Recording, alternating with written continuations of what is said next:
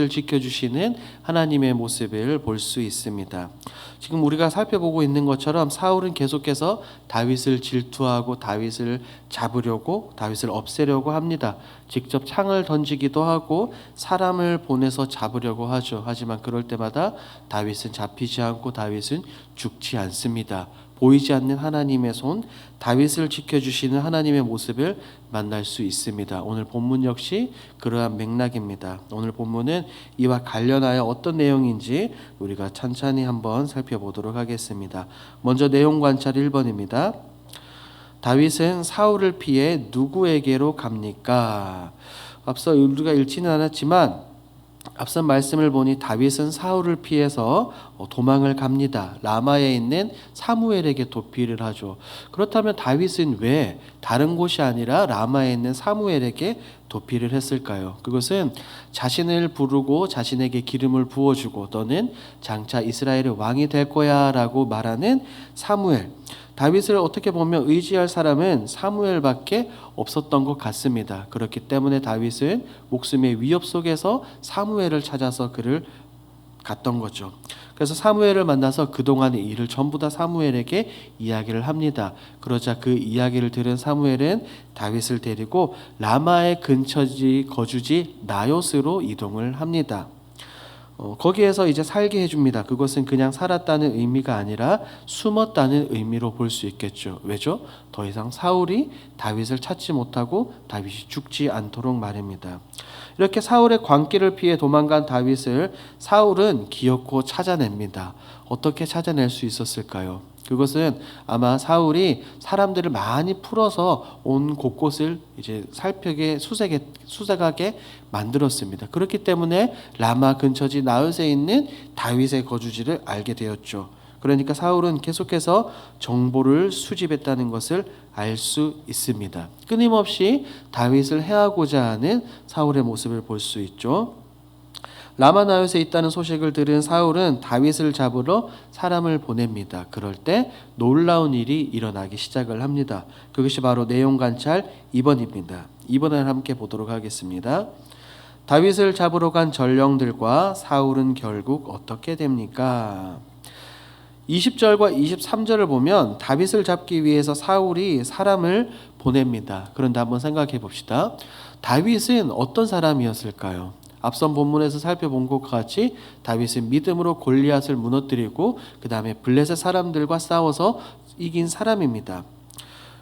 그러니 다윗을 잡기 위해서 사울이 사람을 보낼 때 그냥 일반 사람들을 보내겠습니까? 아니면 힘이 세고 좀 강한 사람들을 보내겠습니까? 당연히 그 용맹한 다윗을 잡기 위해서는 강용맹한 군인들을 보냈을 겁니다.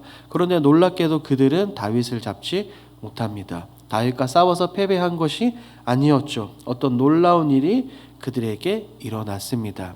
그들에게 일어난 이야기를 듣고 사울이 이제는 직접 다윗을 잡으러 갑니다. 그런데 전령에게 나타났던 놀라운 일이 사울에게도 일어나는 것을 우리는 볼 수 있습니다. 무엇입니까? 그것은 바로 하나님의 영이 그들에게 임한 것입니다. 왜 이렇게 전령들과 그리고 다윗을 잡고자 하는 사울에게 하나님의 영이 임했을까요? 이 부분을 우리 3번 연구와 묵상에서 조금 더 자세히 살펴보도록 하겠습니다. 3번입니다.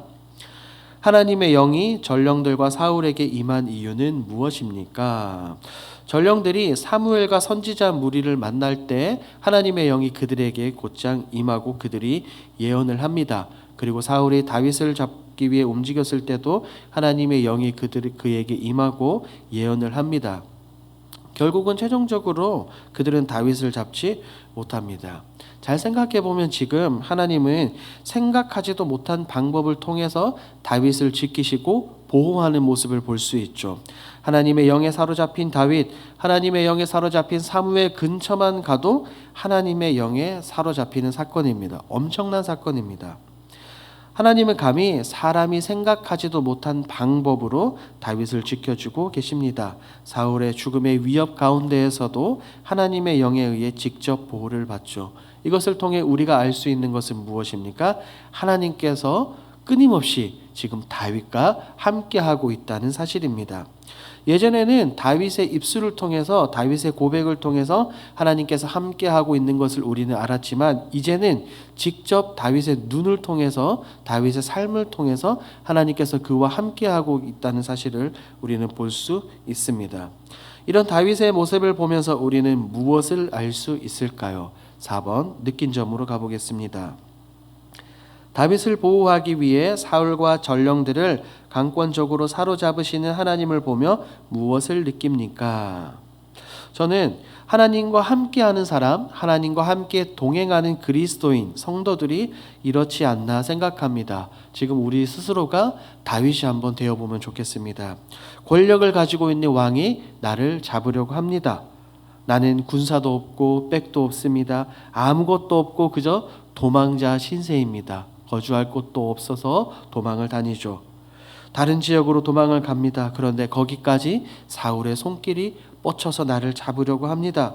내가 어디에서 누구와 함께 숨었는지 사울이 어떻게 알고 사람을 보내서 나를 잡으려고 합니다. 도망갈 길이 없습니다. 어떻게 하면 좋을까요? 막다른 골목 같아 보입니다. 우리가 꼭 기억해야 할 것은 우리 하나님의 자녀들, 성도들은 고난을 당할 때 하나님께서 결코 그냥 내버려 두지 않는다는 사실입니다. 보십시오. 다윗을 향한 사울의 위협은 단 한순간도 사라진 것이 아닙니다. 그가 요나단에게 이야기를 했죠. 내가 다윗을 죽이지 않겠다라고 이야기를 했지만 그것은 한순간뿐입니다. 끊임없이 다윗을 잡고자 하는 사울의 모습을 볼 수 있습니다. 아내를 통해서 잡으려고 하고 직접 창을 던져서 죽이려고 하기도 하고 사람을 보내서 잡으려고 합니다. 끊임없이 위협이 이어지지만 결코 다윗은 죽습니까? 죽지 않습니까? 죽지 않습니다. 왜 그렇죠? 하나님께서 직접 지켜주고 계시기 때문입니다. 하나님은 사람을 통해서도 지켜주시기도 합니다. 요나단과 미가를 통해서 지켜주시기도 하지만 하나님이 직접 간섭하시고 개입하셔서 그리스도인 성도들을 즉 다윗을 지켜주는 모습을 볼 수가 있습니다. 우리는 이 땅을 살아가면서 힘들고 아프고 어려움을 당할 수 있습니다. 하지만 그때 우리가 힘을 내야 될 것은 바로 이것입니다. 하나님은 우리의 고난에 직접 개입하셔서 우리의 사고, 우리의 이해를 뛰어넘는 방식으로 때로는 우리의 삶에 간섭하시고 역사해 주실 줄 믿습니다. 그렇다면 여러분들은 어떻습니까? 다윗과 같은 이런 경험들이 있으십니까? 여기서 5번 적용으로 넘어가 보도록 하겠습니다. 5번입니다. 내가 하나님의 강력한 보호 아래에 있음을 느꼈던 경험이 있다면 언제입니까?